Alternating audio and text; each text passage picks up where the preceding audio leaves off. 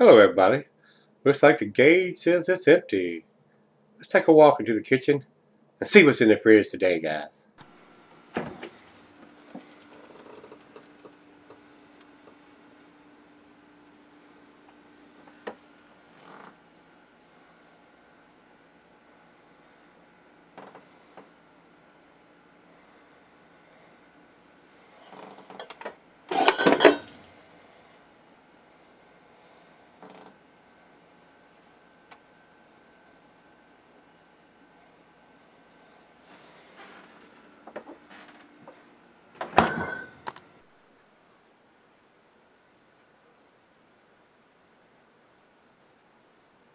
Hey guys, thanks for stopping by Gregsbeerreviews today. I'm really hoping this is going to be a big treat. This is Evil Twin's Imperial Biscotti Break. Any of you guys that follow Evil Twin, Jeffy, the head brewer, which is considered a vagabond brewer, he is considered a vagabond brewer that brews his beers at different breweries and has them do it, or he does it at those breweries. A lot of times they're bottled differently and stuff. And his brother McKellar, I know you guys that follow me know what a McKellar beer is, and he's the same way. He is over in Europe and he does the same thing. He goes from brewery to brewery and has them brew it, or he brews his beers at those breweries, and they're a lot of times packaged a little different. McKellar beers usually are a little bit more pricey than the Evil Twin brewery beers that Jeffy does, because he does them over here in the United States, and his brother does them over in Europe. So you have that transportation cost come across the pond over here to us. But still, even with that being said, the Evil Twin beers are not cheap, especially when you get into the bombers like this, the 22 ouncer. These beers are not cheap, guys. Usually they run between $10 and $18 for a bomber. So, I mean, you're paying a premium price for these beers, and nobody wants to buy a beer that costs $15, $16, $18, $99 a bottle for this and not be a great beer. Well, you can rest assured usually that everything that Evil Twin does and McKellar does is fairly tasty beers. Usually. So when I seen that they had this at the beer store here in Roanoke, I said, I'll go ahead and spring for it, because I know Jeffy does a great beer wherever he brews it at, whatever brewery he's having it done at or doing it at. They're usually pretty tasty, but they are pricey. So you got to have a little bit of coin to grab one of these bottles. So I mean, it's not like an Eclipse 50/50 where you're paying $28 to $32 for a 22 ouncer with a wax top on it and all that. But they're not cheap. There's a lot of beers that are still kind of tasty, between $5 and $10 in this range, and where his is a little bit more than that. So, and I picked up two of them. This is one of them.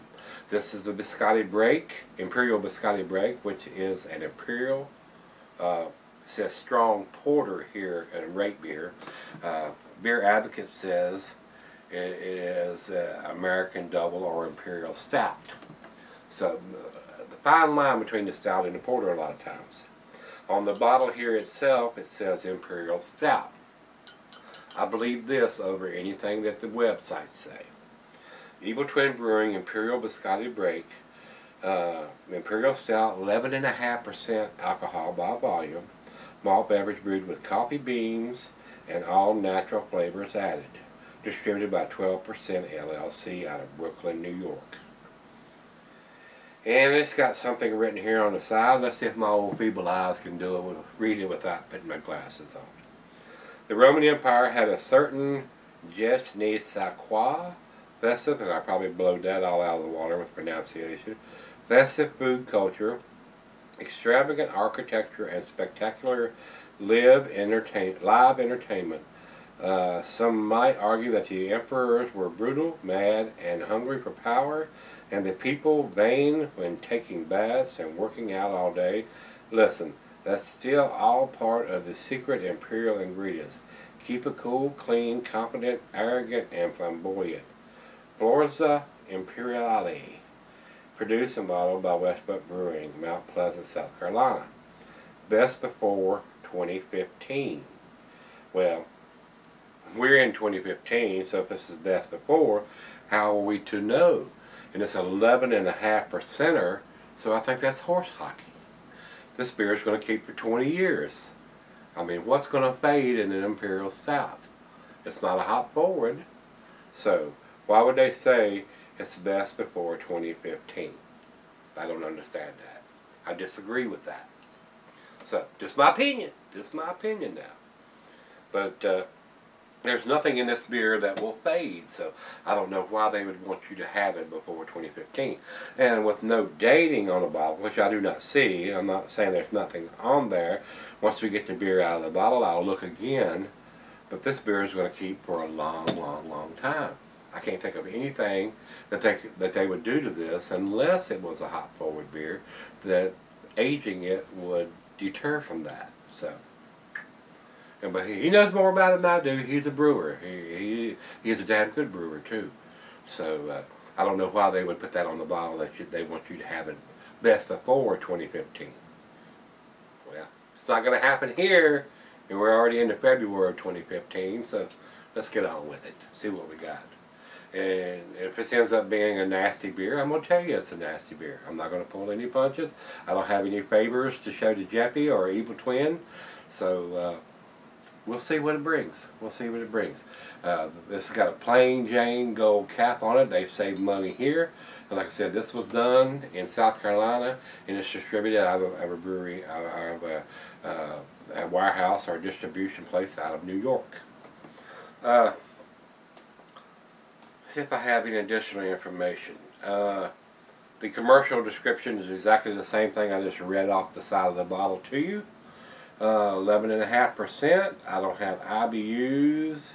I don't think. Let me look at the other side here. No. There's no IBUs listed for this.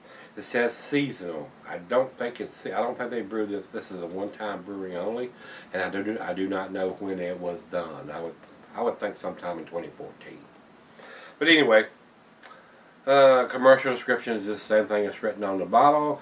Alright, food pairings for this one, guys. Cheeses are the buttery brie, Gouda, Havarti, Swiss. And since it is a stout, it goes well with your chocolate dishes. And the meat is beef, smoked meat, game, and grilled meat. Glass for a pint, Becker-Nonic tumbler, stepper, oversized wine glass. I brought out the double glass for this one, guys. I have a lot of you people ask me about the double glass.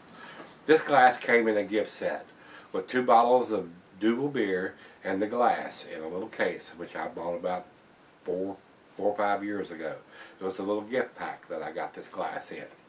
It may have been just 1 beer and 2 glasses, because I do have another one in the case up there. I don't remember. I don't recall.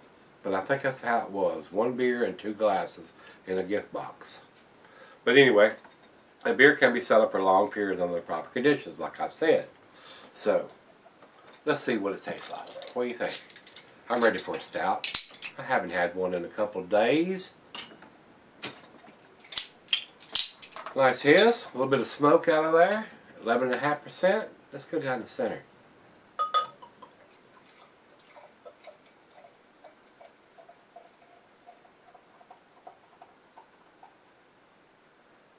And we're going to save the other half of that for the other half. Maybe just a touch more. Alright guys, that pour, about a finger of head. Very chocolatey looking head, very khaki colored. Over to the light, there is none. It is pitch black. Black as used Hardy motor oil. I say that a lot. I say, but nobody wants to drink black. It's just a reference, guys. It's just a reference. Looks good in the glass. Let's get a nose on it. Look at the bubble. I'm getting rich roasted malt, chocolate, rich chocolate too. Maybe a hint of tobacco, some coffee in there, or some, maybe some dark fruit, figs, dates, raisins. The roasted malt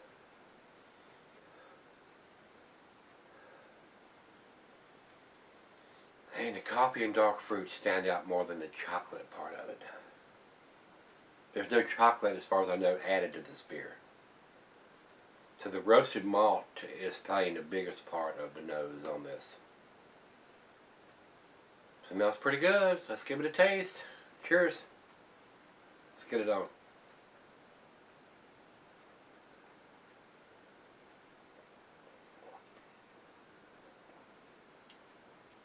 Now the taste now.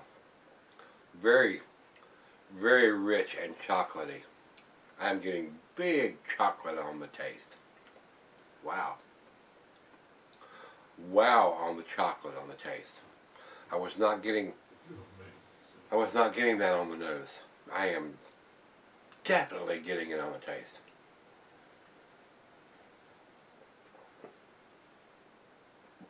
Very sweet. I would bet that there was some lactose used in the brewing of this beer. As sweet as it is. 11.5%, very well made. No burning, no heat.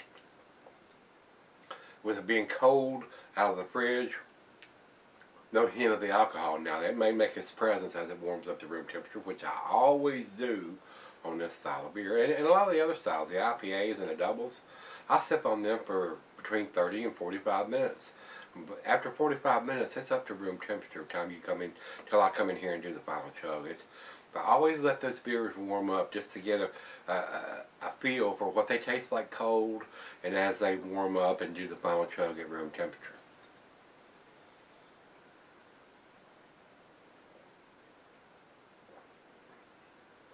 Especially on this style of beer.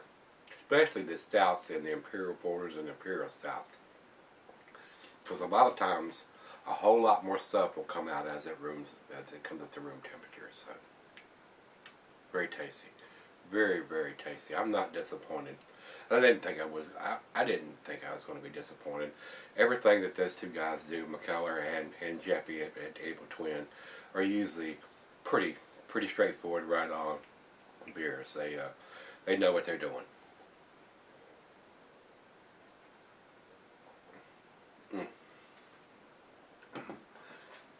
That is delicious, guys. That is so delicious. I would almost consider that a dessert beer with the sweetness that I'm getting off of that. A lot of the ladies will probably like this beer because it has the sweetness that it does. Wow. Delicious. Prime candidate for a cigar. Maybe a punch bare knuckle to go with this. Yeah, that's the ticket. Let's take it back, sip on it for a while, pour her a glass of this, and enjoy it for 30 to 45 minutes or so. Come back and do the final chug like I always do, guys. I'll be right back.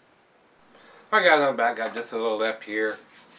The only thing that puzzles me is why it says it's best before 2015. I don't understand that. There is no dating on the bottle.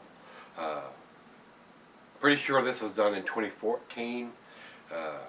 That's why they would have best before 2015, which I don't understand. Been 11.5%. Imperial Stout. This beer is going to keep for 10, 15, even 20 years if it's sold correctly. And I don't know of anything that would deter you from keeping this beer that long. So, don't understand that. Why would they would tell you it's best before 2015? Don't make any sense to me. Don't get that one. I mean, it's over my head, evidently. 11.5%er. Not a hop forward beer. Very tasty beer. But why would they want you to have it before 2015? Don't understand that. They'll just have bottled on 2014 and let you make that decision. That's my opinion, guys. That's just the way I feel about it. I can't think of any reason whatsoever why you couldn't sell this beer for 5, 10, 15, even 20 years and still be just as tasty. And it may be even tastier, in my opinion, 5 or 10 years or so down the road. Some of those flavors may come together a little bit more. It may get a little more complex over time, depending on the temperature it's cellared. It's going to get more complex at 70 degrees than it is at 50 or 55 degrees in a refrigerator somewhere, because the yeast is going to be more dormant at that lower temperature than it is like at 70 degrees, where the yeast can still be working a little bit and doing its thing on the sugars and all that kind of stuff. So, my opinion there, guys. but I'm not a head brewer somewhere, and I don't have a brewery and all that kind of stuff. I'm kind of an amateur here uh, with the beer reviews. I've only been doing it a couple of years, as you know. About 1,600 and some different beers now, and 14,000 some subscribers. And I appreciate every one of you that do watch my beer reviews. It blows me away that I have that kind of subscribers doing this, and a lot of people consider me the #1 beer reviewer on the internet. That's their opinion, not my opinion, but I do appreciate it. I just try to be honest with what I do. If the beer is good, I'll tell you it's good. If the beer is bad, I'll tell you it's bad, no matter whether I bought it or somebody sent it to me. And it's no reflection on them, whether I think the beer is good or bad. I mean, they have no control over that. They have no control over the beer company or the brewery dating their beers. They have no control over that. A lot of times they'll say, well, it was dated on the 6-pack or dated on the carton or dated on the case or whatever the case might be, if it's not dated on the bottle. Which I think everything should be dated on the bottle. I hate to see us have to pass a damn law for them to do that, but it may end up coming to that to get these guys to do that. But there's enough laws on the books, and to me, as a home brewer and a beer reviewer, to have that kind of information on the bottle. I don't bottle very much anymore. I keg everything now. But if I was selling my beers, I would want that information on each individual can or bottle that I did, just so you would have that information to make that judgment. But of course, a lot of them don't do that because it extends their shelf life. If they don't put it on there, the beer can sit on the shelf for quite a bit longer. Because if you go in and you find one that's bottled on 6 or 8, 10 months, a year after it was put in the bottle, depending on the style, Imperial Stout's not going to matter, but a low ABV beer or a IPA or double IPA, it does matter. It matters a whole lot. So let's do the final chug. Enough about the dating. Wow, this is very, very pleasant smelling, a nice sweet smell to a Russian Imperial Stout. It's definitely brewed with some lactose as far as I'm concerned, because it's got such a sweet smell to it. And if it didn't have the lactose in there, the yeast would eat up that sugar and it would have more of a dry smell and more of a bittersweet taste than the sweet milk chocolate taste that this one has. So, final chug.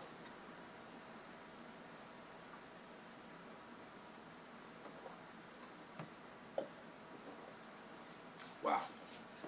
Very nice. This would go very, very well with a brownie or a chocolate cake or any kind of chocolate dish, because it has such a sweet taste to it. And like I said earlier, a lot of the ladies may like this beer because it has such a nice chocolatey sweet taste to it. And a lot of guys probably don't like it because it is so sweet. A lot of the beer reviewers and the guys that comment on Beer Advocate and Rate Beer don't like these super sweet beers. But a lot of us do like this for a nice taste. It's not something I'd want to drink every day, for sure. But it is a nice change, final beer of the evening, or an after dinner a beer to share around and sip on before you go to bed, or to have with your dessert, your chocolate dishes to go with this. So, very pleasant, guys. As far as I'm concerned, it is a very tasty beer. And pretty much know that it was done in 2014 because I don't know why, but they're saying have it before 2015. So if you guys know why you would want to have 11.5% by 2015 in an Imperial Stout, let me know, because I'm clueless on that. To me, they wasted their time printing that on the label, and they should have just put bottled in 2014 and let you make that decision. So if there's a reason that I'm not aware of why you should have this before 2015, let me know, because I don't have any idea why you would need to have a Russian Imperial, or not a Russian, but just an Imperial Stout anytime within the first 6, 8 months, a year when it was bottled. I'm just not aware of why you would need to have that by then. Matter of fact, a lot of the, especially like the Schutz beer, the Abyss, when they bottle that beer, they tell you to have it a year after it's bottled. Don't drink it before that year. Let everything come together in that beer before you even pop the cap on it. So, not sure I understand where they're going with this, having before 2015 if it's done in 2014. Don't understand that. So, with that being said, let's go over to Beer Advocate. Beer Advocate says 97 in the style, and 97 world class. And Rate Beer says 100 in overall and 100 in the style. I would agree with that. I would agree with that. Especially not having a date on the bottle, but it does say enjoyed by 2015. Maybe, are they saying by January 2015 or December 2015? Who knows? I disagree with that on the information on the label. But I do agree with what Rate Beer, Beer Advocate and them is saying. It is a world-class beer, and it is a 100 in the style, and it's a 100 for me. It gets a 10 for me, guys. It's very, very tasty. And I do have another one of these in the fridge, the Biscotti, but it's a different version of this. It's got cherries or something else added. Might dig that out tomorrow. Not sure. Come on back tomorrow. I'm going to go see what we're going to dig out and see what we drink tomorrow. See you then. Come on back if you got time.